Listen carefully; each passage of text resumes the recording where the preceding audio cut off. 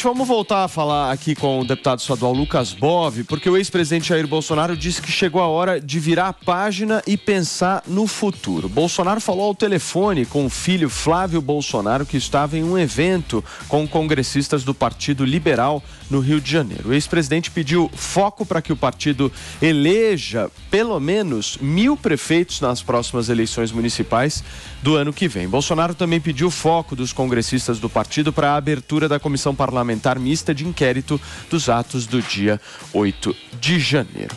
Deputado, a gente estava conversando antes da gente trazer o Donato para cá sobre essa volta do presidente Jair Bolsonaro, inelegibilidade, falamos dessa questão dos rumos aí da direita. Como é que você está vendo essa virada de página que ele quer dar? Ele consegue fazer isso? Acho que consegue. O presidente Bolsonaro tem um modo muito particular de se comunicar, mas tem logrado êxito aí. Não ganhou as eleições, mas conseguiu uma votação expressiva, aumentou sua votação. No Nordeste, a votação dele aumentou na maioria dos estados. Ele teve uma queda aqui no Sudeste e eu atribuo isso ao belo trabalho que a imprensa fez pelo outro lado. Mas Bolsonaro ampliou o seu campo e teve muito mais adversário, né? Concorrer com o Lula muito mais difícil do que com o Haddad em 2018.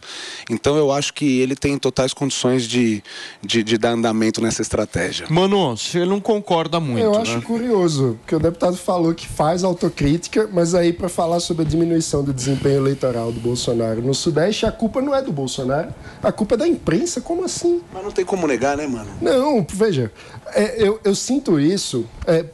O político que culpa o outro por não ter voto é como um vendedor de sapato dizer que a culpa de não vender sapato é do cliente ou é de outro fator. A culpa de não ter voto é do político. Se o político diminuiu a votação dele, a imprensa era a favor do Bolsonaro antes? Não, mas espera, mas a gente sabe que a imprensa também, ela foi bem, mas foi bem. Mas por outro lado, o Bolsonaro tinha a máquina também. Né? Não, ele tinha a máquina, mas gente, escuta, ele tinha a máquina, mas a partir do momento que você consegue realmente se colocar, porque colocaram ele dentro de uma bolha, gente. Isso eu posso falar porque eu sou jornalista e estou nesse mercado há 25 anos, como você também é jornalista. Você sabe que existe essa manobra, entendeu? Foi pesado. Mas ele não teve oportunidade.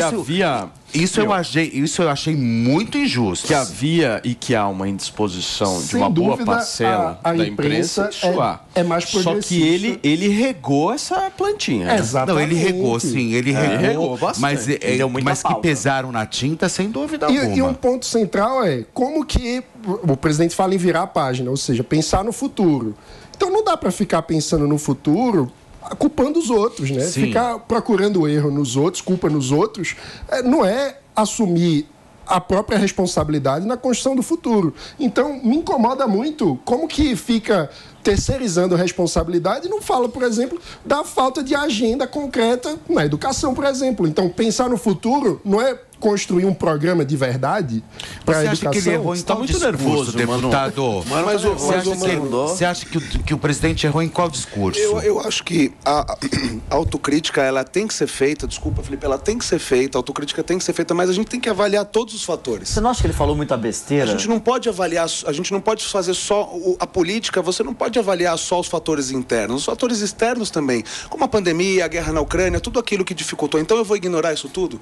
A pandemia dificultou extremamente o governo Bolsonaro de se desenvolver.